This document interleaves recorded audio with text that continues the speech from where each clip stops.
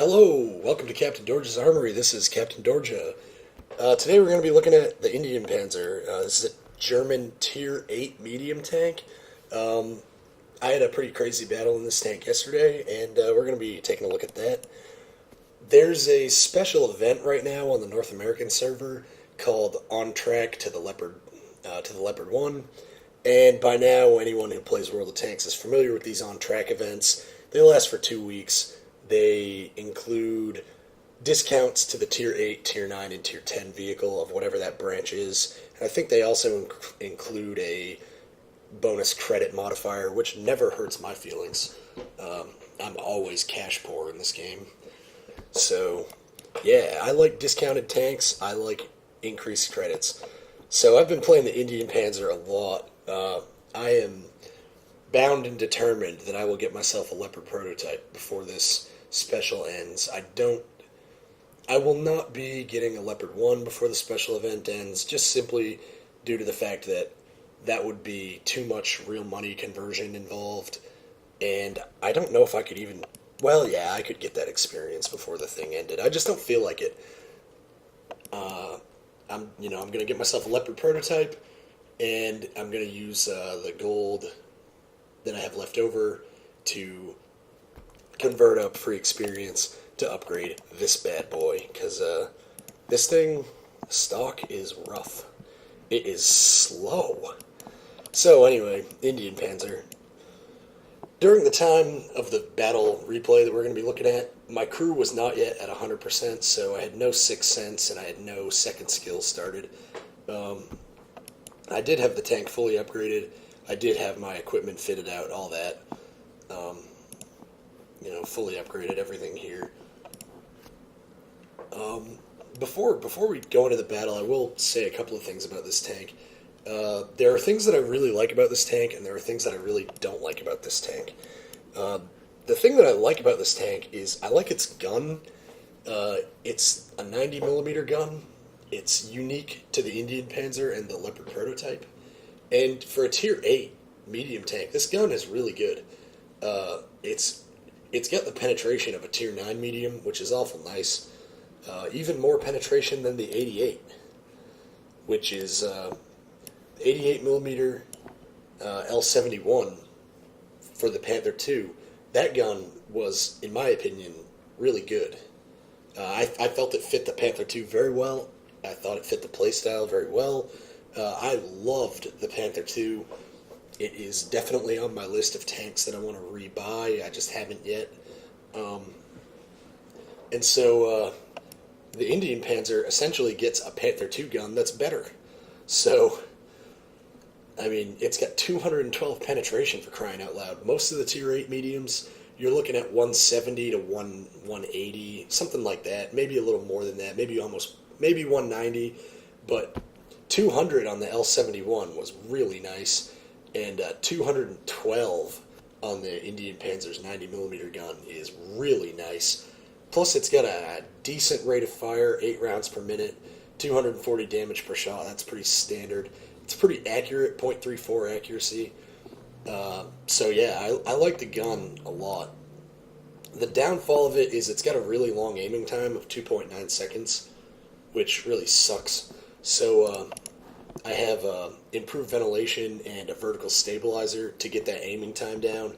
And I also have a snapshot on the gunner, and it's at 100%. So that decreases the aiming time as well. And I'm starting to train smooth ride on the driver, which will also decrease the aiming time, which I think will really help for the Leopard prototype as well. The 2.9 aiming time on this gun is kind of the biggest. I would say that's the biggest single downfall of this tank, because if you take a look at the armor, 90mm at the front, 90 at the sides, and 45 at the rear, you're not very well armored. Now, you might look at this hull and say, well, it's really well sloped. Yeah, it's really well sloped, you're right. But it doesn't really deflect very many shells, and hardly anyone shoots at your hull anyway, because the turret it's made out of Swiss cheese. The turret just lets every shot penetrate. If you get hit on the side of this thing's turret is huge, and it's basically flat. This gun housing, I don't know, this part right behind the mantlet is a giant target, and it's very easy to penetrate. This hatch is a weak point frontally. You can shoot right here and easily pen, but frankly you don't need to, because this is also a weak point and it's easier to hit. And the whole mantlet seems to be basically another weak point, and the mantlet is giant, so it's easy to hit. If you want to kill an Indien Panzer really easily, shoot the crap out of the turret. You'll crit him into oblivion, and he'll do damage pretty much every shot. So yeah, this tank has good gun depression, which means you can go hull down in it relatively well, especially for a German tank. But the fact of the matter is, your turret armor sucks. So going hull down just means you're only allowing them to shoot at the crappy parts of your armor, which is not really ideal. And with the 2.9 second aiming time, if you want to pop out for a quick shot, you can't. Realistically, you're going to expose yourself for probably about 4 seconds to fire, because it takes a full 3 seconds just for your gun arc to come in, and then you have the additional time it actually takes you to line up the shot and keep the shot on target. So anytime you want to fire a shot with this, you're going to have to expose yourself for quite a long time. You're probably going to take hits, and they're probably going to do damage, because your turret armor sucks. So those are kind of my biggest issues that I have with the tank. The only other real thing I don't like about it is it's not very fast. I mean, it's a medium tank, right? Medium tanks are supposed to be fast. You get a pretty good speed limit of 53. You only have a 630 horsepower engine, which, you know, it's not that good. Like, look at that. Comet's got a 19.7 power to weight ratio. This thing's got a 15.8 power to weight ratio. 19.8 on the T-54. Obviously, the Super Pershings is worse. You know, 16 on the Pershing. Let's see what other mediums I have. Type 59. Type 59, one of its weaknesses is a bad power to weight ratio. The power to weight ratio on the Type 59 is only 1 horsepower a ton worse than on the Indien Panzer. I wonder what it is on the Jumbo Sherman. 15. So yeah, you know, you're looking at the maneuverability, the acceleration. You're looking at the acceleration of something like a Type 59 or a Jumbo Sherman. And while the Type 59 has a high speed, it is not a tank known for its acceleration. Neither is the Jumbo Sherman. So those are my issues that I have with this tank. But otherwise, it's all right. It's pretty decent. The aiming time at least is compensated for by pretty good accuracy and high penetration. So while I wouldn't say it's a standout tier 8 medium tank, I also wouldn't call it bad. I would categorize the Indien Panzer as decidedly mediocre, but aside from that, I've managed to have some really, really awesome games in it, and without further ado, we are going to take a look at one of those really, really awesome games that I had yesterday during my Leopard prototype grind. Alright, so we're loading into battle in the Indien Panzer. You can see that we are in a tier 10 battle. My team's got an E100 and a T57 Heavy platooned together, both from Reddit, really good clan. We've also got a Batshat 155-58 artillery. The enemy team has a IS-7 and a T57 Heavy, as well as a T92 artillery. They have, let's see, 2, 4, 5 tier 9s, and aside from 2 tier 7 scouts, the rest of their team is tier 8s. Our team has a similar composition. We also have 5 tier 9s, 3 tier 7 scouts, and the balance of our team is our remaining tier 8s. So Lakeville is a map that's generally a source of extreme frustration to me. I think a lot of the time it's not played very well. A lot of the time the deployments are suspect to criticism, which is a polite way for me to say a lot of the time our deployments really suck. And it's a pretty basic map. It's one of the oldest friggin' maps in the game. And just while I talk about crappy deployments, I'm actually going to do something kind of dumb and sit right here. But, well, I'm honestly not exactly sure why I pulled up here. I think I pulled up here because I was waiting to see what was going to happen, and I didn't think anyone would detect me. And I had a pretty good idea that I'd probably be able to shoot somebody in the middle, but it doesn't look like anything is coming down the middle. So, guys on our team are complaining that the valley is too weak. We've got 3 very good heavy tanks there and a T-71. We should be fine in the valley. We've got a tortoise covering the middle. That could be better, but it should be good enough. The tortoise covering the middle should be enough to prevent a push down the middle, but it's not going to be enough to stop people from going out onto the middle to spot and snipe. So I'm parked behind this house here, trying to get more eyes onto the center and trying to be able to snipe. So there we go. Spotted a T-54E1. Start unloading onto him. T-54E1 is an incredibly dangerous tank. We want to do as much damage to him as we can. Managed to take his track off. Calling for fire on him. I'm going for a retrack. Managed to do more damage to him, and I think I retracked him. But while he's sitting there, he kills our M103. Put a 3rd shot into him. I believe I'm still keeping him tracked. I don't believe he's seen me, but I can no longer see him either. He's firing into the house that I'm behind. But again, I don't think he's seen me, but since I can't see him anymore, I don't want to be just blind firing. So I pull back. And then I see the T-54 and the T-71. They are coming around behind our IS-3. That's a very, very bad situation. So I'm going to engage the T-54 from behind. The T-71 is shooting at me, but I would rather see the T-54 taken down. Now the IS-3's handled the T-54, so I aim for the T-71, and I hit the chest-high fence right in front of me, and the T-71 gets away. Now our valley defense, being is failing. That's a little harsh. They're being attacked by some fairly good vehicles, so they're buckling. And it's down to just the E-75 and a couple of lights. So I'm going to try and get back and help. But this is really dangerous for me, because I know that T-54E1 is in the middle, and you can just see him unloading on me. Lucky for me, he's only got the gun of the T-69, and he hit my tracks twice.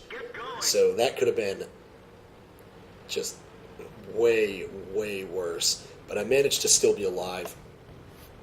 And I know the T-54E1 is reloading, so I should be able to get to safety before he can kill me. But that is a pretty big gamble and a pretty big risk. So we've got an E-75 and a 1375 trying to hold off a Tiger II, a T-32, and an IS-8. Our E-75 is bunkered up defensively, but he's not really in the best position there is. So I'm going to come in and give him some flank fire, shooting into the sides of the enemy turrets. I know the T-32 is not the biggest threat. The IS-8 is really a more dangerous tank, but I thought it would be easier to damage the T-32, and in this case, I just want to be putting out damage, not... I mean, yeah, it's definitely better if I can hit the more valuable target, but if I don't think I can even damage the more valuable target, I just need to go for damage that I can do. So, even though the Tiger II is not engaging the E-75 at all, I'm going for the Tiger II right in that last shot, because he was attacking me and his health was lowest. I put the next shot into the IS-8 because he was the lowest on health. Tortoise finishes off the IS-8, I bounce one off the Tiger II. I bounce another one off the Tiger II. Tortoise puts a huge hit onto the Tiger II.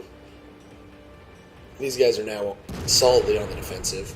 Tortoise kills the Tiger II, and at this point, the valley's taken care of, but the city is in trouble. We know that the E-100 is alone against an SE-122-54, a Leopard prototype, and he's got a T-54E1 potentially shooting him in the butt. So, I'm going to come over and help the E-100 against these guys, and this is where my gun really starts letting me down. I had a good shot at that SE-122 and I missed.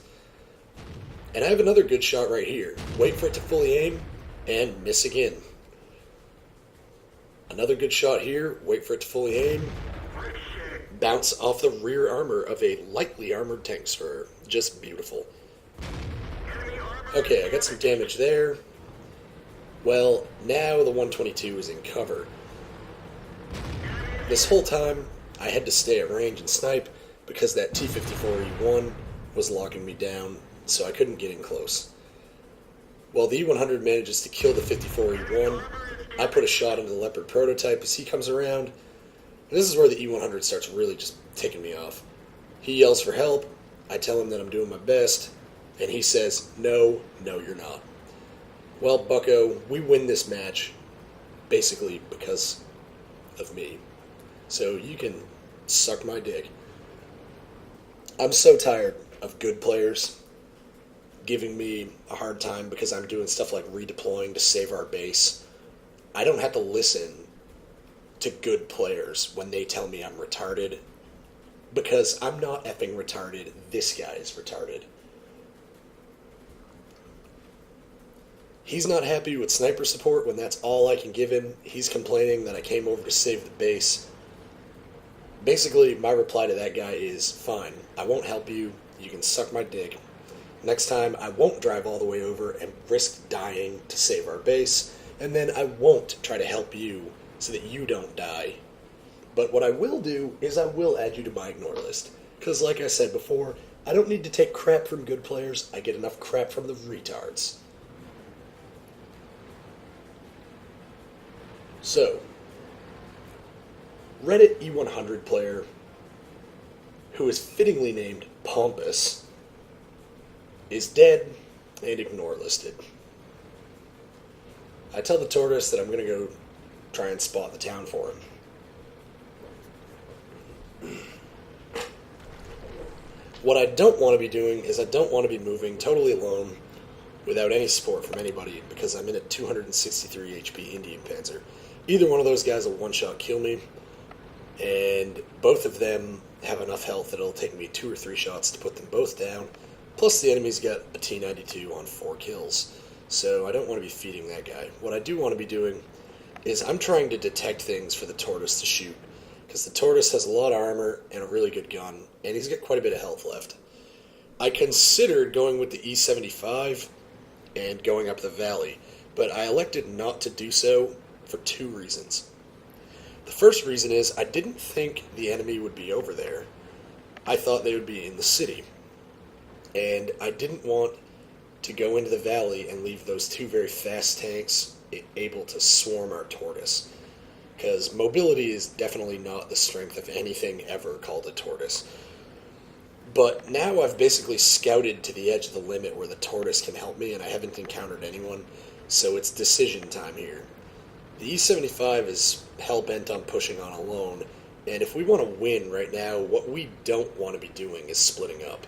But the E75 has basically split up already, and I haven't found anything yet, and the tortoise is too slow to start moving up to me.